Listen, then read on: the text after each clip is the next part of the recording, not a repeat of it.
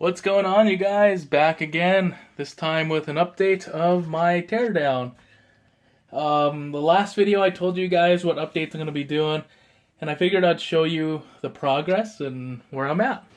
So far I've gotten rid of the Thermaltake radiator. It was exposed aluminum. It does have a zinc coating, but I ran it through the acid bath and completely wiped that out. So that is now gone.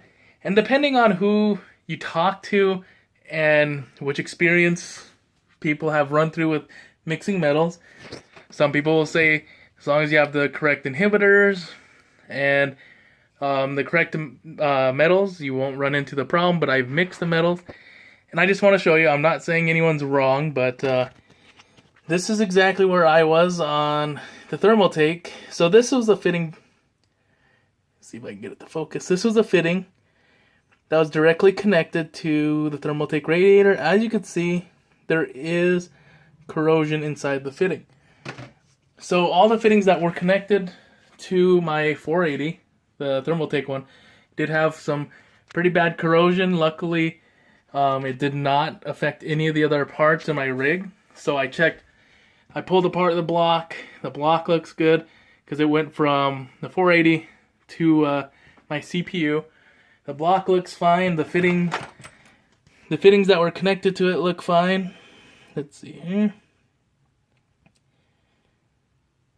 I probably still need to clean these a bit, but you could tell there's no corrosion on it.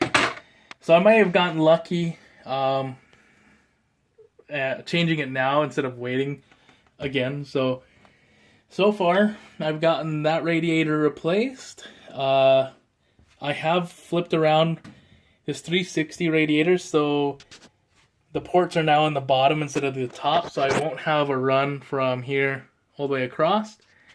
It's because when I went to go drain this, I couldn't actually drain this top line and the radiator because they were up top. So now when I'm going to drain it, it'll be able to get as much of the coolant out all in one drain instead of having to take stuff apart and dump it out. And it'll make it a lot easier. Makes more sense to have this on the bottom. So that is where I'm at the top chamber of the WP100. So I have replaced the bottom panel.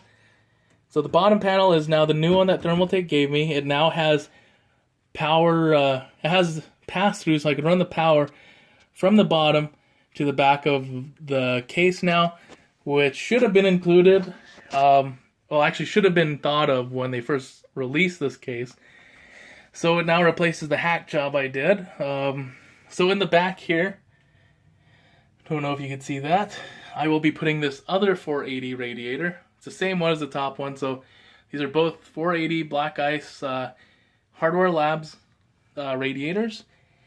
One will be sitting in the back there, and then I have my 560 XSPC radiator up front here, and then the power supply will sit directly in the middle. It'll have enough room. I can't do push-pull with them, so it'll just be push, and then this one's going to be pulling out all the air through the back. And I know it's overkill. It's just for fun. I know everyone's going to say, oh, well, that's complete overkill. You're not going to get much more. It's kind of like these. I know these are thinner radiators, but I have push-pull. A lot of it is aesthetic reasons, making it look nice and clean. And that's one of the main reasons I did it. But in saying that, there's also reasoning to the craziness. I'm going to be adding that fan controller.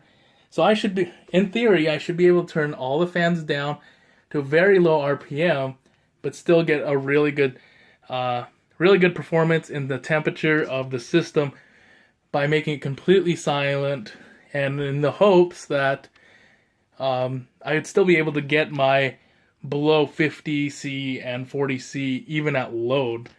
But we'll see. So we'll see how many, we'll see what the temperatures are when I actually get the system running with those radiators. So far, this is as far as I've gotten with the rig itself. Gotta clean out all the fittings. replacing all the flex tubing with Primo Flex LRT. So that will be changing as well. So, and then I'll be cleaning the radiators, or not the radiators, the reservoirs and pumps. Debating whether or not I should get the custom sleeve power cables. The thing is, you can't see them, and the only ones you do see are my extensions, and those are sleeved red. So I don't know if it's worth spending the extra $100 to get custom sleeves for the power supply when you can't see it. But we'll see. So you can tell that I got extensions that are sleeved. My extra fans, that I actually am losing fans. I'm not, even though there's a crazy amount of fans there, I've actually lost 4 fans with the configuration I'm going with now. So I've also pulled, I'm going to be pulling these apart to clean. They're not bad, but you can see that there's residue of the red dye. So I'll be taking apart the block and cleaning out the red dye in the water blocks, and hopefully I can get the system up by next week. Hopefully.